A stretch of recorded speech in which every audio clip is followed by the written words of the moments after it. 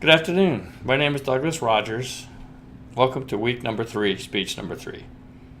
Today I want to talk to you about Everglades restoration and why I think it is important for everyone living or working in South Florida. Now I know on its surface Everglades restoration is going to sound like a rather boring subject, but what I want to explain to you today is that Everglades restoration will impact clean, affordable drinking water for our future, and it will also impact the availability of fresh seafood from the Atlantic, from the Gulf of Mexico, and from Florida Bay. So let's get into the facts. Now, for those of you that don't know, the Everglades is an 18,000 square mile water containment area located just south of Port Everglades. The containment area supplies drinking water for 7 million Floridians.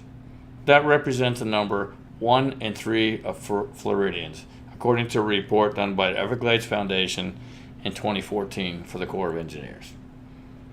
Now, what makes me qualified to talk about Everglades restoration? Well, I'm a lifelong Floridian.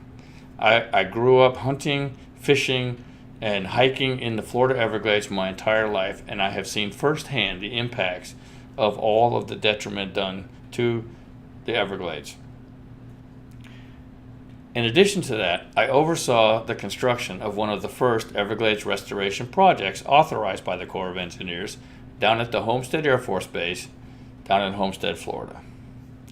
So today I'm going to be explaining 3 of the small components of the comprehensive Everglades restoration plan. I'm going to talk about water flow from the Kissimmee River down into Lake Okeechobee. I'm going to talk about the storage and containment of clear water through the Everglades, and I'm going to talk about water flow down into the Florida Bay. Now, when people first hear about Everglades restoration and detrimental changes to the Everglades, I know that the majority of people are talking about the culturally sensitive destruction of habitat for our many thousands of wading birds and the Florida panther, and I certainly subscribe to preserving those ecosystems. But this talk today is about drinking water. Everyone needs access to clean, affordable drinking water. And that is what the Everglades Restoration Plan is about. Now, I want to show you a slide today. This shows you the historical flow of water from the Kissimmee Valley, Kissimmee River, into Lake Okeechobee, and then allowed drainage down into the Florida Everglades, and then followed by freshwater recharge into Florida Bay. Again, this was the historical pre-development flow of water from north to south.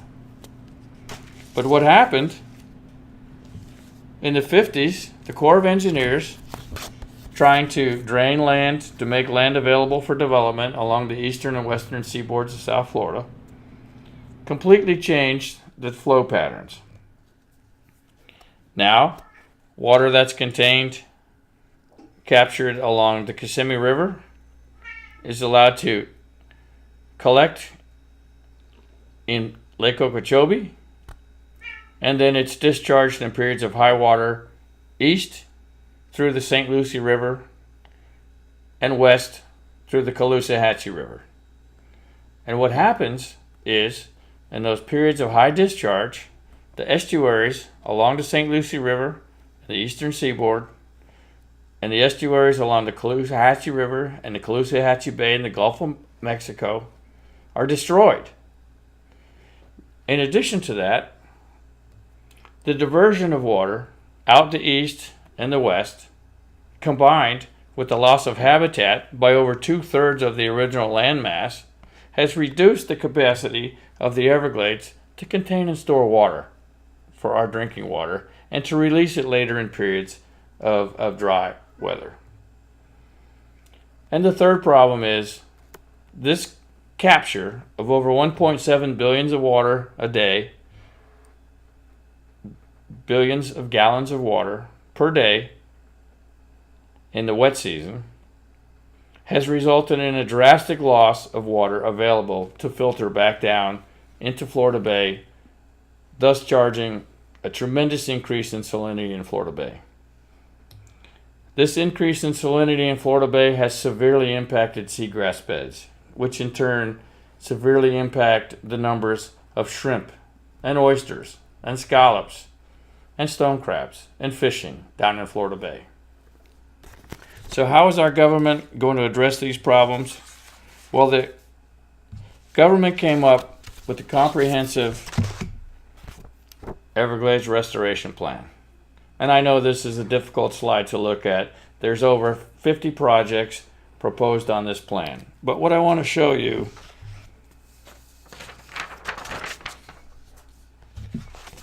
is that in 2000, Congress authorized the Comprehensive Everglades Restoration Plan at a price of approximately $10.7 billion, and it's intended to capture that loss of 1.7 billion gallons of water.